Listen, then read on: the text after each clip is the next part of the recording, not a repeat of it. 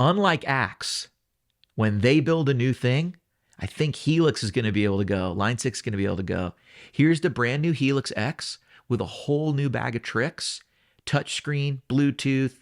You can show images, real pictures, chord charts at the top. You can split your screen so that you can have a little image, and you can do all that, but you can still load all your old Helix sounds right in here.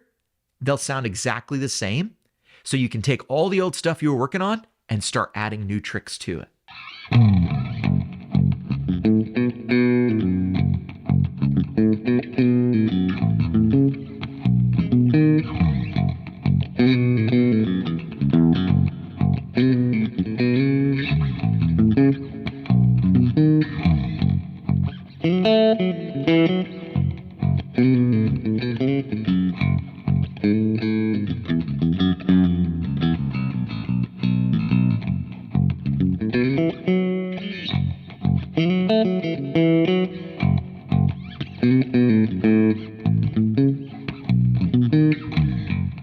What's up, dudes? Just jamming on the old, Squire 6 there. It's like a Squire copy of the Fender 6.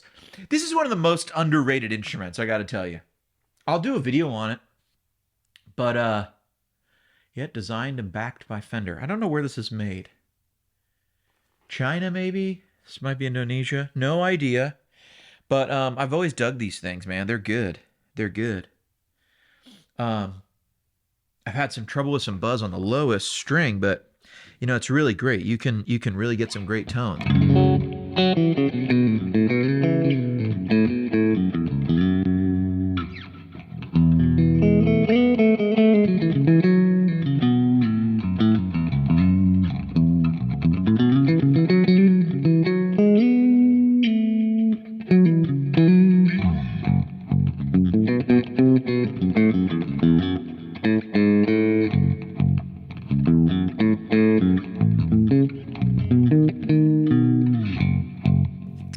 Good stuff, man. And I'm just playing through like a 50-watt plexi profile on the Kemper here.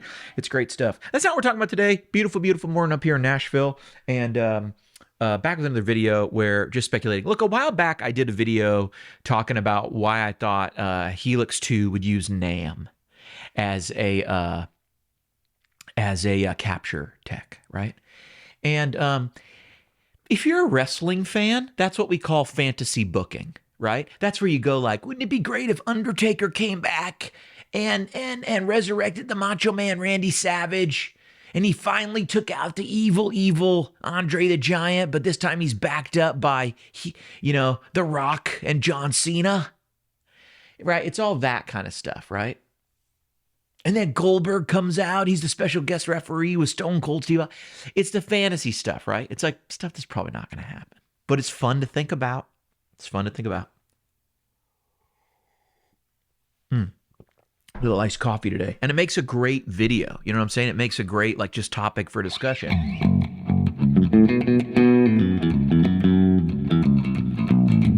It makes a great, like, just fun thing to do.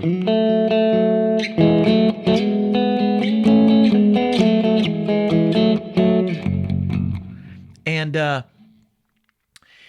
But realistically, I want to tell you what I think is actually going to happen with Helix and Helix 2.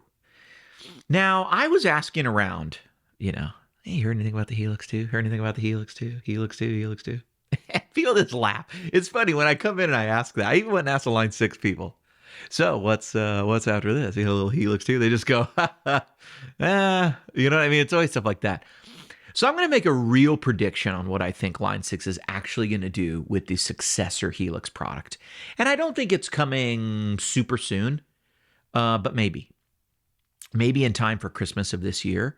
Although I'm sure that at the big Yamaha corporation, there's probably a lot of like, hey, that's cool, develop your product, but, it's hard to launch something new when we have uncertainty around costs regarding tariffs and things like that. So maybe they're waiting for the dust to settle on all that stuff. But what I think is going to happen is I'm going to go the other way on my earlier prediction. My earlier prediction was like, hey, they're going to, I think if they do I think Helix, the best thing they could do would be to try to have their Helix stuff built into something and open it up where maybe they have like an API kind of thing where third party programmers could actually go, yeah, and our plugin also is compatible with Helix. Like if they can create like a little API system where you can run like a third party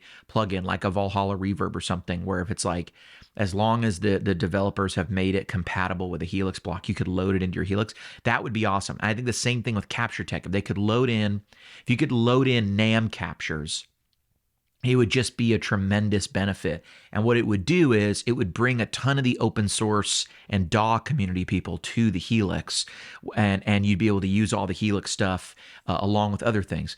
And this is one of the things I think Line 6 does really well. Line 6 recognizes that, hey, people sounded great with the M9. They sounded great with the M5 and the M13, and these algorithms still hold up. So let's leave them in there. What I think Helix will do on the next generation is they're going to add features like a touchscreen.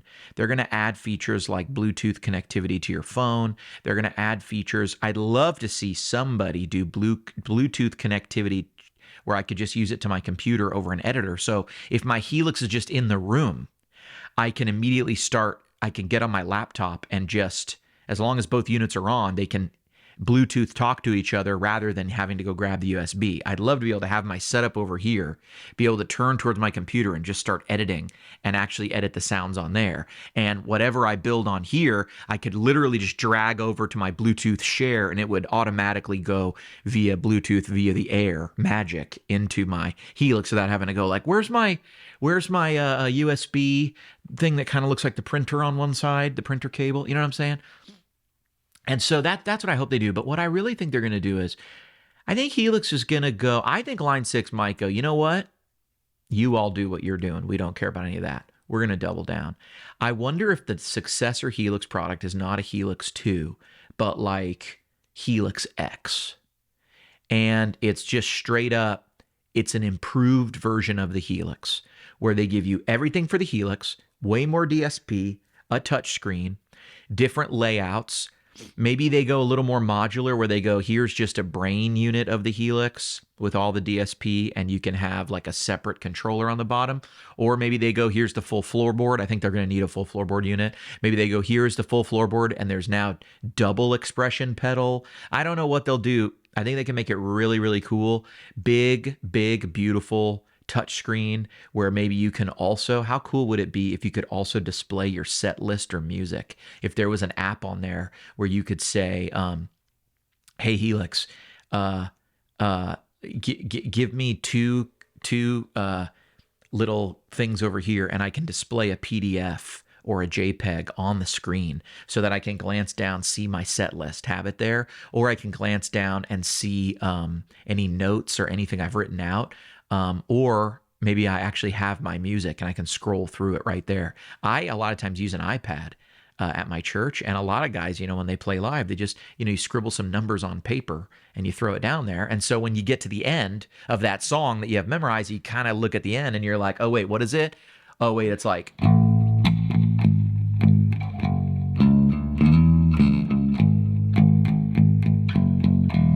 And it's like, some like just strange walk down, walk up thing that they only do one time in the song. You know what I mean? Like it's that kind of thing where you're like, oh yeah, I kind of remember that.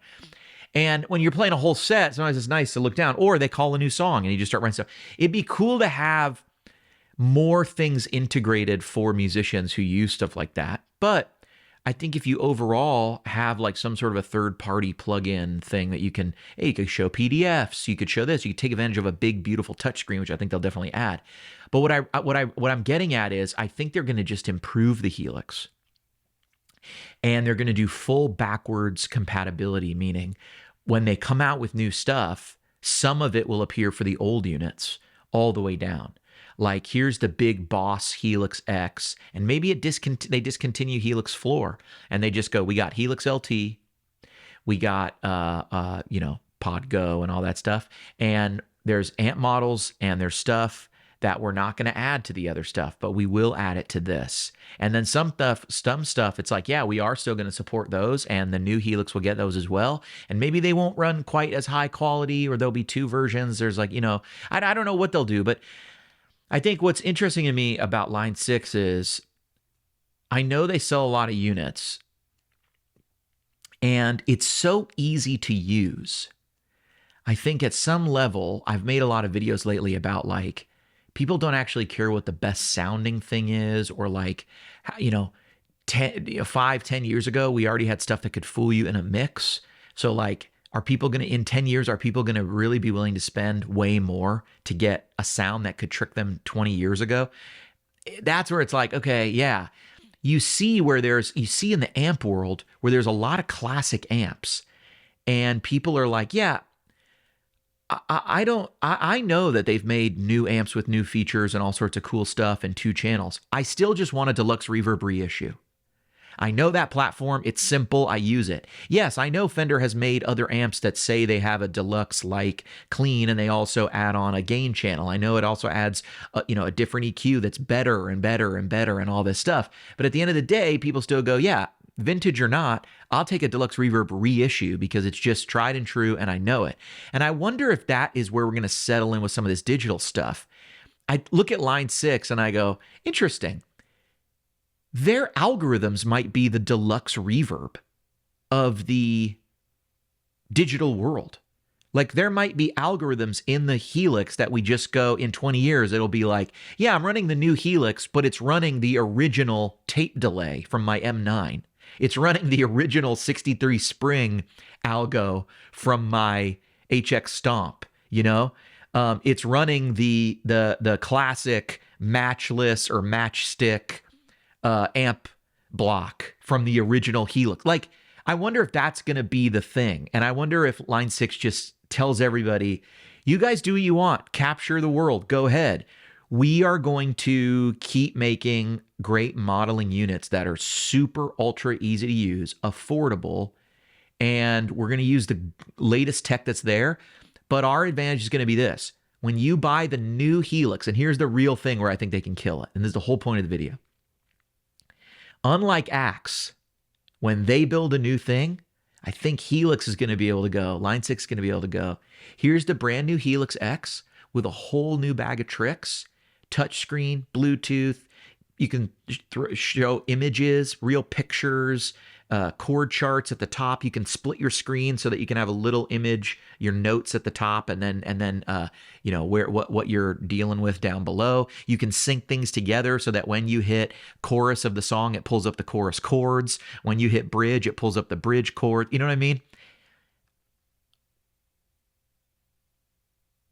And you can do all that, but you can still load all your old Helix sounds right in here.